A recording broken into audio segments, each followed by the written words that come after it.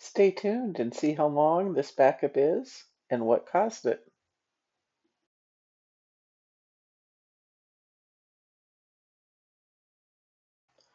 Good morning and welcome back to Hippie Bliss Travel. Today I am heading off to see my mother who lives in Colorado. I am driving from Portland, Oregon to Colorado by myself. Why would I show off this drive? Well, I am new to YouTube. My channel is a couple months old, but according to my YouTube analytics, over 75% of my views come from people outside the United States. I am very excited about this because I may not have a lot of views, and I didn't think many people other than my family and friends would be watching right now. So if three-fourths of my viewers are from outside the US, then I am proud to show this country off to you. Let me know from what country you're watching by leaving me a message in the comment section. I left early on a Sunday morning, taking I-84 again, heading east with the sunrise coming over the hills. I-84 runs along the Columbia River and is a beautiful scenic drive.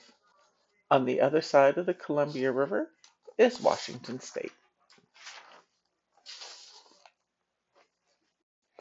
I've lived here for over a dozen years, and every time we come up the Columbia River Gorge, it's always beautiful. The drive doesn't get old, especially through this part.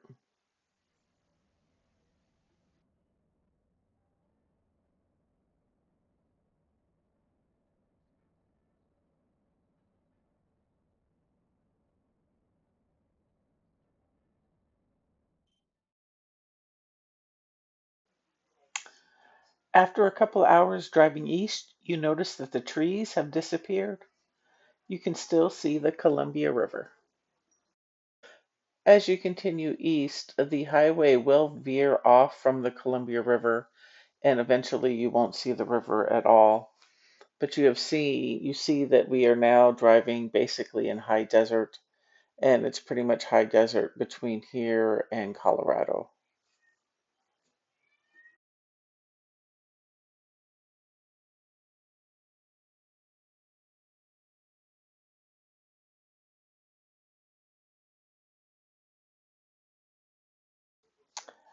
And now we are in central Oregon, east of Pendleton a little bit, heading up Dead Man's Pass.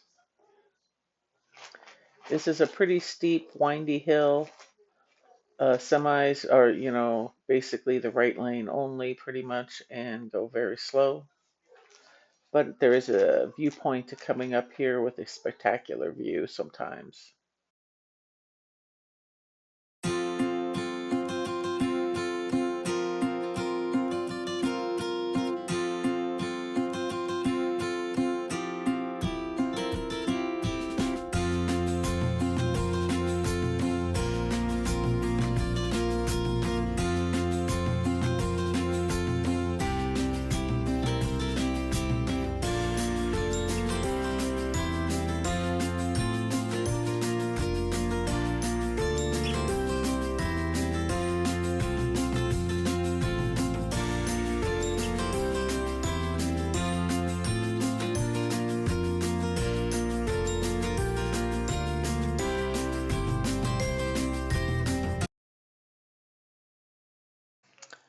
Once you get to the top of Dead Man's Pass, the trees come back. Whenever we go to Colorado, we make it a 2-day drive. One long day of about a 12-hour drive time, and the second day is about 8 hours. We do the same thing driving back. On the way to Colorado, we usually stop in Ogden, Utah for the night. We stop and stay at this Holiday Inn Express frequently. They were remodeling part of it when I was there. So get out of the elevator, you walk down the hall, and you'd see these like caution tape and then these pieces of paper by the door. Well, it turns out it was the room number, and then it would say like one king, two queens, whatever beds they were going to be keeping in this room after the remodel. And it was about 6, 8 rooms, the section. And then this was the room that I got. Very happy with it. Clean and updated. Ooh, an actual closet. Oh, and a wall and a safe in the floor. King size bed. Chase lounge.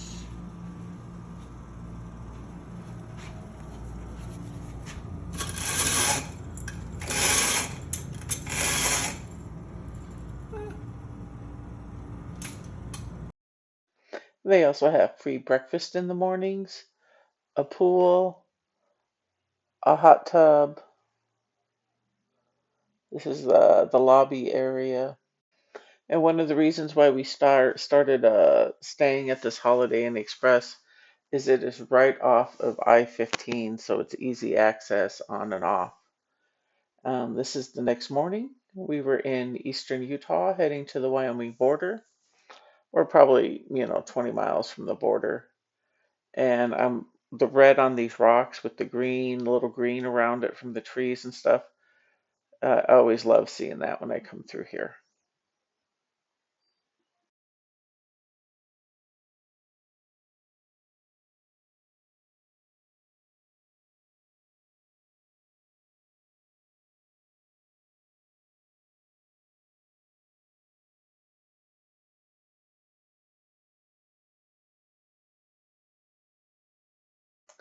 And here we are in southern Wyoming on I-80 heading east.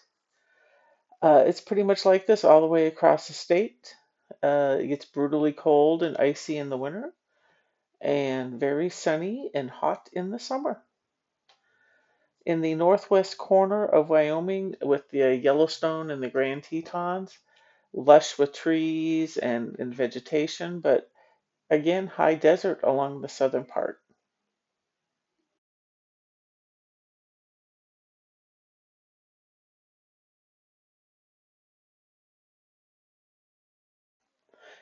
And here we have gotten off of I-80 in Laramie, Wyoming, and we're heading south on 287 down toward the Colorado border into Fort Collins. And from Laramie to Fort Collins, if I remember right, it was like a close to a 90-minute drive. And once you get to Fort Collins, it's, another 90 minutes down to Denver. And so I went down, spent a week with my mom, and then as I was driving back, this is about a week later, driving back on I-80 again. This time I'm heading west. And for several miles, there was, you could see some black smoke. And as I got closer, I realized, the smoke was fading. But I also realized that there wasn't any cars heading east on I-80 for a while. Well, you just saw why, and I hope the driver of that semi was okay. But look at the backup. And the backup went for miles. And you would pass people who were outside their cars, standing outside, talking to the people in the cars, obviously next to them. But you also look at the number of semis that were on the road. Now, this was a Saturday morning. Didn't think it would be this busy. Yes, I know this is backup from the accident, but this wasn't the only backup of the day. It was the only one from an accident, but not for the day.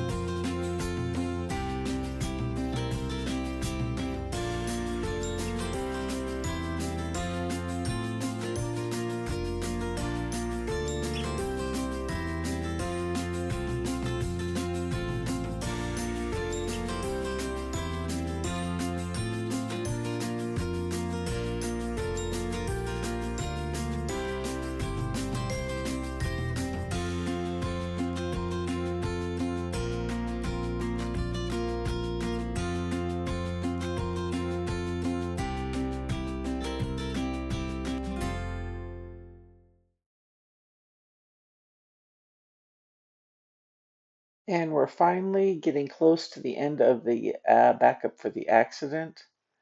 And then a few miles down the road, maybe 10, 15 miles down the road, here's another backup heading east. And this one wasn't from an accident, but looks like they were veering everybody off the road down around an exit, and I don't know what, up the other off ramp for some reason. But this was the second round of backup, and I thought, oh, so glad I'm not going east. I have no problems going west until now. And I have this video at 4 times the normal speed just to give you how slow at parts of it we were going. And again, the number of semis for a Saturday. Now, seeing all these semis in the video, now you realize how much in the United States we rely on these semis to get what we want around at the stores.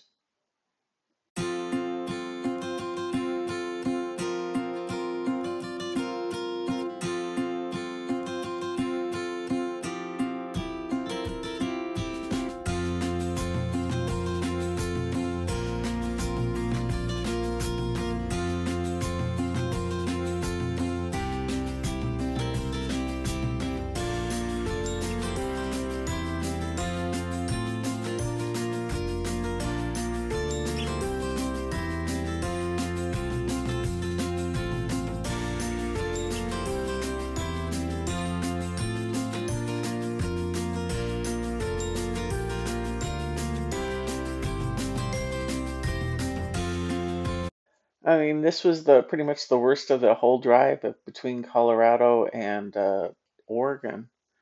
And my mom lives just, a suburb of Denver. So to get from Denver for my first day of my 11 to 12-hour drive, I made it to Twin Falls, Idaho for the night. I stayed at the Fairfield by Marriott. This is the second time I have stayed there. It was clean, modern, and updated. They have free breakfast, pool, hot tub, and an outdoor patio area.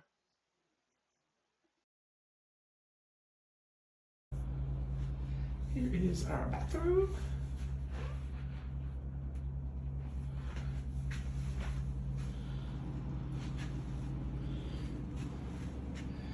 Fridge, microwave, ice.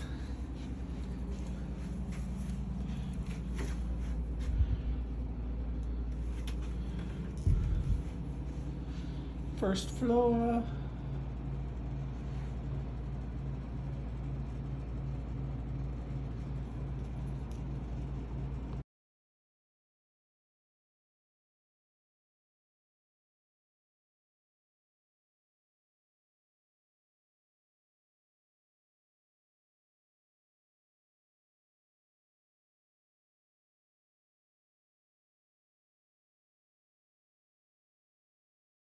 For dinner, I went to Culver's, which is a fish restaurant. More importantly, it was across the parking lot from the hotel. I had never been here before, but my mom said the fish was good, and she was right. The fish was light and flaky. Definitely would go again. The next morning, heading out of town, heading back to the highway, you cross the Snake River. I stopped and snapped a few foot pictures. From here, it was an 8-hour drive home. This wraps up the drive I did between Colorado and Oregon. I hope you enjoyed it, and thanks for watching. Hope to see you again.